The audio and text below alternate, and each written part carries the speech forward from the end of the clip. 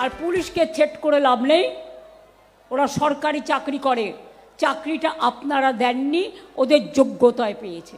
আপনারা 1.5 মাসের জন্য সরাবেন, আবার কাউকে বলছেন আগামী 5 বছর দেখে নেব। হোদল কুতকুতের দল। जहां तक वेस्ट बंगाल की बात है, कोई भी गतिरोध नहीं है। আপনারা ইতিমধ্যে সবাই জেনে গেছেন যে এই রাজ্যে ভোটের লড়াই শুরু হয়ে গেছে। 23 এপ্রিল 29 এপ্রিল দুদিনের ভোটের লড়াই, রাজ্য বিধানসভা নির্বাচন, 4 মে ভোট গণনা। কিন্তু 23 আর 29-এর লড়াই তো আরো একটা মাস পরে আছে। এই মুহূর্তে রাজ্য প্রশাসনে যে লড়াইটা চলছে রাজ্যের মুখ্যমন্ত্রী মমতা বন্দ্যোপাধ্যায় এবং নির্বাচন কমিশনের বিরুদ্ধে, সেটাও কিন্তু খুব একটা কম কিছু নয়, ভয়ঙ্কর একটা লড়াই চলছে। মমতা বন্দ্যোপাধ্যায় একটা আশা করে এগুচ্ছিলেন এবারের ভোটে, ইলেকশন কমিশন উল্টো দিক থেকে এসে মমতা বন্দ্যোপাধ্যায়ের সব আশা একেবারে জল ফেলে দিয়েছে। মমতা বন্দ্যোপাধ্যায়ের যাবতীয় চাল ভেস্তে দিচ্ছেন ইলেকশন কমিশনার জ্ঞানেশ কুমার, এবং মনে করা হচ্ছে যে এর পেছনে সবচেয়ে যে দুজন তাদের বুদ্ধি নিয়ে হাজির হয়ে আছেন, একজন হলেন এখানকার সিইও মুখ্য নির্বাচনী আধিকারিক মনোজ আগরওয়াল, এবং আরো একজন যাকে রাজ্যের মুখ্যমন্ত্রী একটা সময় এই রাজ্যের বাঙালি মুখ্য সচিব করেননি, সেই স্পেশাল পর্যবেক্ষক সুব্রত গুপ্ত। একেবারে কমিশন সূত্রে যেটুকু আমরা দেখতে পাচ্ছি, রাজ্য পুলিশ প্রশাসনে যে বোঝাপড়া ছিল তৃণমূলের সঙ্গে মমতার সঙ্গে, সেই বোঝাপড়ার শৃঙ্খলা ভেঙে চুরমার করে দিয়েছে কমিশন, ভেঙে চুরমার করে দিয়েছে। আমি আপনাদের গত দুদিন ধরে দেখাচ্ছি, যারা আমাদের প্রতিবেদন প্রতিদিন দেখেন তারা নিশ্চয়ই খেয়াল করেছেন।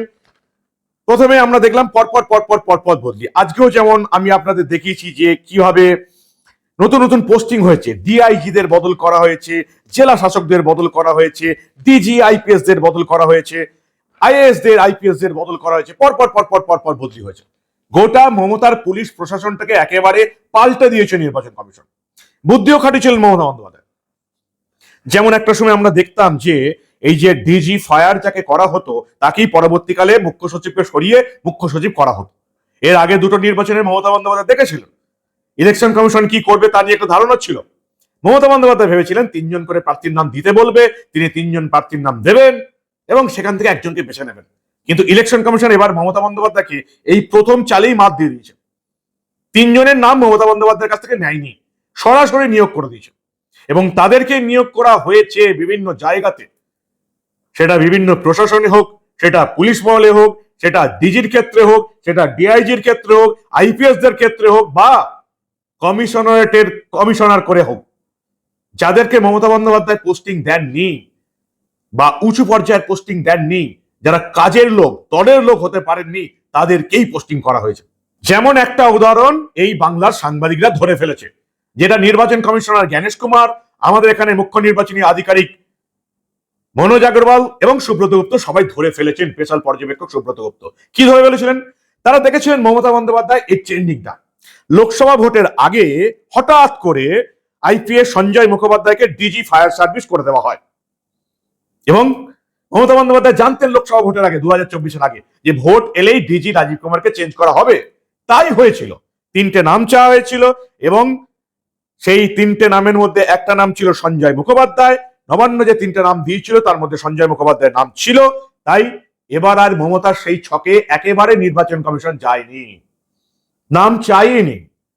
নিজেদের মধ্য থেকে যাদেরকে মমতা বন্দ্যোপাধ্যায় কাছের লোক মনে করেননি, যারা কাজের লোক, মানুষের কাজ করেন, দলের কাজ করতে পারেননি বলে কাছের লোক হতে পারেননি, তাদেরকেই বিভিন্ন পদে বসিয়ে রেখেছেন। এটাই হচ্ছে এখন লড়াই, ভয়ঙ্কর লড়াই চলছে, ভয়ঙ্কর লড়াই চলছে। এবং এই লড়াইয়ের মাঝখানে আরো কয়েকজনকে, আমি যেটা বলেছিলাম ঠিক আগে, এখন দেখছি আমি যেগুলো বলছি কয়েক ঘন্টার মধ্যে মিলে যাচ্ছে। আপনারা যারা আমাদের সকালের প্রতিবেদন আমার দেখেছিলেন, আমি বলেছিলাম যে এই অফিসারগুলোকে এই যে পরপর পরপর পরপর যে সরিয়ে দেওয়া হচ্ছে না আইএএস আইপিএস দের, আমি আপনাদের বলেছিলাম এদেরকে শুধু সরিয়ে দিলে হবে না, এদেরকে ভিন রাজ্যের ভোটে কাজে লাগাতে হবে, যাতে সেখানকার কাজ ছেড়ে এই রাজ্যের ভোটে নাক গলাতে না পারেন। কি বলেছিলাম আপনাদের মনে আছে? আরেকবার আপনাদের মনে করে দিচ্ছি, ছোট্ট করে দেখুন, ঠিক এখন থেকে ঠিক 6-7 ঘন্টা আগে আমি কি বলেছিলাম দেখুন আপনারা। কিন্তু সমস্যাটা একটা জায়গায়, খুব ভালো লাগছে এগুলো দেখতে যে মমতা বন্দ্যোপাধ্যায়ের পুলিশ এবং প্রশাসনের কাছের লোকেদের সরিয়ে দেওয়া হচ্ছে ভোটের ডিউটি থেকে। কিন্তু আলটিমেটলি আমি এবার যেটা বলবো, আপনারা হয়তো অনেকে একমত হবেন না, কিন্তু যেহেতু এই 25 বছর মিডিয়ার সঙ্গে জড়িত আছি, 2011 থেকে শুরু করে এই 2024-এর ভোটগুলো আমরা আমি দেখেছি, তাই এটুকু বলতেই পারি যে শুধুমাত্র এদেরকে ভোটের কাছ থেকে সরিয়ে দিয়ে কিছু হবে না। যেমন ভাবে স্বরাষ্ট্র সচিবকে এই জগদীশ মিনাকে পাঠিয়ে দেওয়া হয়েছে তামিলনাড়ু নির্বাচনে, তেমনি এই যাদেরকে সরিয়ে দেওয়া হচ্ছে, যাদেরকে পশ্চিমবঙ্গের ভোট থেকে আউট করে দেওয়া হচ্ছে, তাদেরকে একেবারে দায়িত্ব দিয়ে ভারতবর্ষের অন্যান্য রাজ্যের নির্বাচনে সরিয়ে দিতে হবে, না হলেও অতটা লাভ হবে না। কারণ মমতা বন্দ্যোপাধ্যায় তার এই কাছের লোকগুলোকে, এই আইএএস এবং আইপিএস দের ভোটের সময় কাজে লাগাবেন এবং ভোটের যাবতীয় ডিটেলস এরাই পর্যবেক্ষণ করবেন। হয়তো অফিসিয়ালি নির্বাচন কমিশন এদিকে ভোটের কাজে লাগাবে না, অফিসিয়ালি মমতা বন্দ্যোপাধ্যায় সরকার এদিকে ভোটের কাজে কোনো পোস্টে রাখতে পারবে না, কিন্তু আনঅফিসিয়ালি এরাই নবান্নের ওয়াচ টাওয়ার থেকে এই দুদিনের নির্বাচনটা পরিচালনা করবেন, এমনটাই আশঙ্কা রয়ে গেছে। কারণ এমনটাই আমরা বারবার দেখেছি।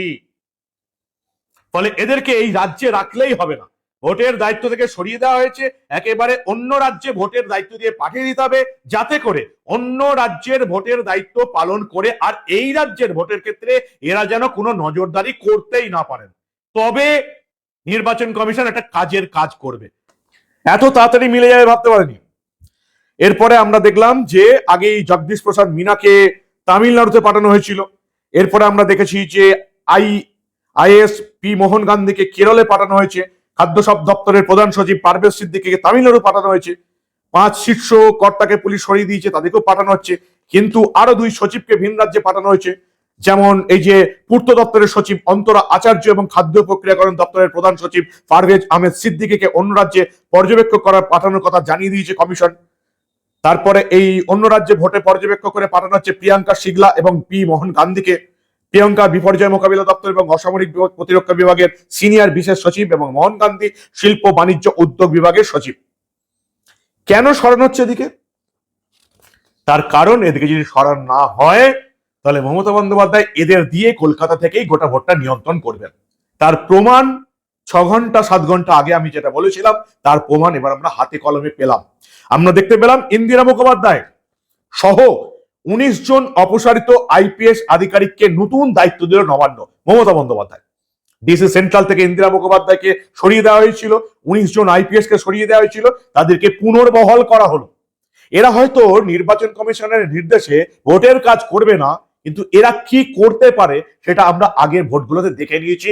যাদেরকে অপসারণ করা হয়েছে তারাই ভোটের ক্ষেত্রে বড় জিনিস, বড় প্রভাব রেখেছে ভোটের ক্ষেত্রে। কি করে বুঝলেন? কি করে বুঝলাম?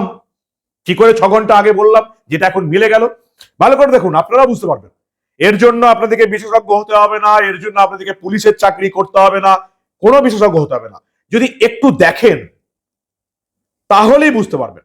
এই যেমন কলকাতা পুলিশের ডিসি সেন্ট্রাল পদ থেকে সরিয়ে দেওয়া হয়েছিল ইন্দিরা মুখোপাধ্যায়কে, মমতা বন্দ্যোপাধ্যায় তাকে বসিয়ে দিলেন রাজ্য পুলিশের গোয়েন্দা বিভাগের সিআইডির স্পেশাল সুপারিনটেন্ডেন্ট পদে, অর্থাৎ কলকাতা রইলেন ইন্দিরা মুখোপাধ্যায়।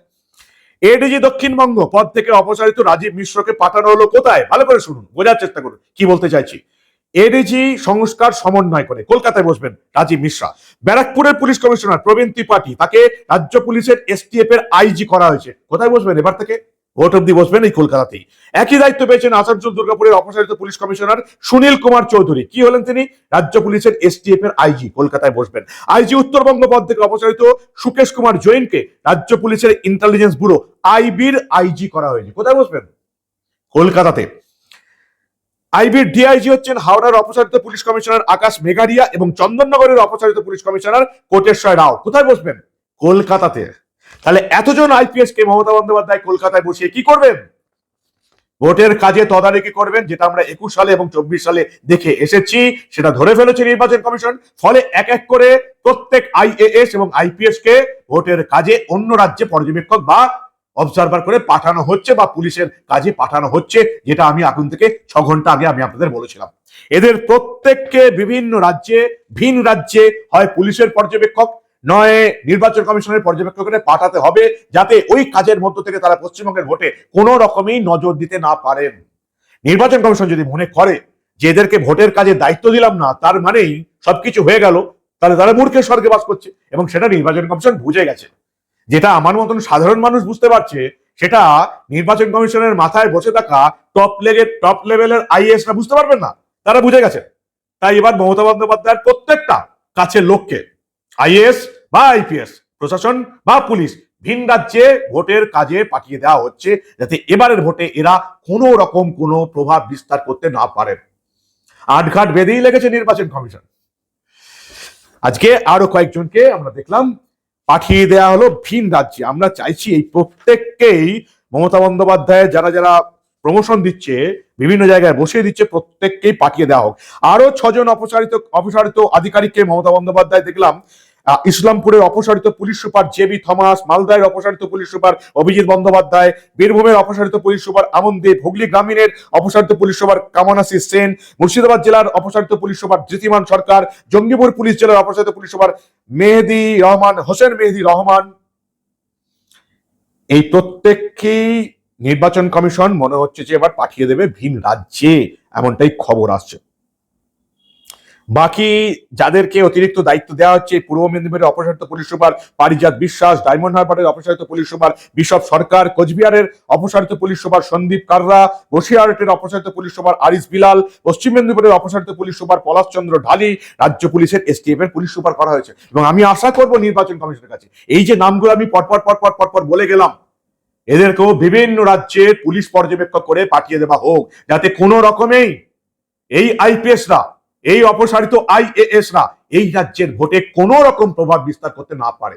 নির্বাচন কমিশন শুরু করছে, আশা করছি এই সমস্ত অপসারিত অফিসাররা এই রাজ্যের ভোটে কোনো রকম প্রভাব বিস্তার করতে পারবেন না। চরম খেলা চলছে। ভোট শুধু 23 এপ্রিল আর 29 এপ্রিল হবে না, ভোটের লড়াই অলরেডি শুরু হয়ে গেছে। এবং মমতা বন্দ্যোপাধ্যায় বুঝতে পেরেছেন, এই যে জ্ঞানেশ কুমার, মনোজ আগরওয়াল, সুব্রত গুপ্ত, এই যে ত্রিভুজ, এই ত্রিভুজ এবার মারাত্মক খেলা খেলে চলেছে। ঠিক যে খেলাটা নির্বাচন কমিশন খেলেছিল 2011-তে, কাউকে ট্যাপু করতে দেয়নি, সেই খেলাটা তারা এবার 2026-এ খেলতে চাইছে এই পশ্চিমবঙ্গের ক্ষেত্রে সেটাই উচিত। Free and fair election Mamata Bandyopadhyay সরকারের আমলা এবং প্রশাসনিক আধিকারিকদের থাকলে কখনো সম্ভব নয়। আশা করা যায় এবার চুরি বাটপাড়ি বন্ধ হবে, ভোটের রিগিং বন্ধ হবে, ফ্রি অ্যান্ড ফেয়ার ইলেকশন হবে আশা করা যাচ্ছে। এখন অব্দি ইলেকশন কমিশন যে খেলাটা খেলছে, 25 লক্ষ কর্মী নিয়োগ হয়েছে আপনারা জানেন, এই 4 রাজ্য এবং একটা কেন্দ্রশাসিত অঞ্চলের ভোটের জন্য। এবং কমিশনের কাজে চোখ কান হয়ে ঘুরবেন প্রায় 1111 জন পর্যবেক্ষক। পশ্চিমবঙ্গে কি হচ্ছে দেখি আগে, বিভিন্ন রাজ্যের খবর নিয়ে কি করবো আমরা। পশ্চিমবঙ্গে সাধারণ পর্যবেক্ষক 294 জন, প্রত্যেকটা বিধানসভা আসনে একজন করে। 84 জন পুলিশ পর্যবেক্ষক, 100 জন আয় ব্যয়ের হিসেব পর্যবেক্ষক নিযুক্ত করেছে কমিশন। ভয়ঙ্কর খেলা হচ্ছে এবার। এখন দেখা যাক যে নির্বাচন কমিশন ভোটের দুদিন এবং তার চেয়েও বড় কথা কাউন্টিং এর দিন আসল খেলাটা খেলতে পারে কিনা। আর তার সঙ্গে নির্ভর করছে রাজ্যের প্রধান রাজনৈতিক বিরোধী দল বিজেপি, তাদের কর্মী সমর্থকরা এই ভোটের দুদিন কতটা বুথ সামলাতে পারেন, এবং কাউন্টিং এর দিন কাউন্টিং না হওয়া পর্যন্ত তারা কাউন্টিং টেবিলে কতক্ষণ বসে থাকতে পারেন, তার উপর নির্ভর করছে এই রাজ্যে পরিবর্তন হবে কি হবে না। 1 কোটির উপর ভোটার এবারে ভোট দিতে পারছে না। Advantage BJP. 74 জন বিধায়ক তৃণমূলের টিকিট পায়নি, অলরেডি সব জায়গায় ঝামেলা শুরু হয়ে গেছে। Advantage BJP. আর মানুষজন এই চোর, চিটিংবাজ, দুর্নীতিবাজ, তোষণবাজের দলটাকে এই রাজ্যে আর চায় না। বাংলার মানুষ পরিবর্তন চায়, কেন্দ্রের সঙ্গে যেতে চায়। 34 বছরের সিপিএম, 15 বছরের তৃণমূল, 49 বছর আমরা কেন্দ্রের বাইরে। কেন্দ্রের সঙ্গে না গেলে পশ্চিমবঙ্গে পরিকাঠামো, শিল্প কিচ্ছু হবে না। কেন্দ্রের সঙ্গে যেতেই হবে। বাংলার মানুষ, বাংলার ভোটার যত তাড়াতাড়ি বুঝতে পারবে তত তাড়াতাড়ি মঙ্গল। কি বলবেন আপনারা?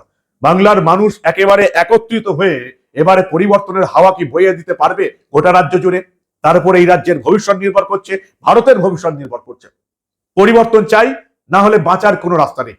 আপনাদের মূল্যবান এবং গুরুত্বপূর্ণ মতামত জানান দা নিউজ বাংলার কমেন্ট সেকশনে। দেখতে থাকুন দা নিউজ বাংলা। আমরা আবার এই রাজ্যে ঘটে যাওয়া ভোট সংক্রান্ত এমন অনেক তথ্যই চেপে রাখতে দেব না।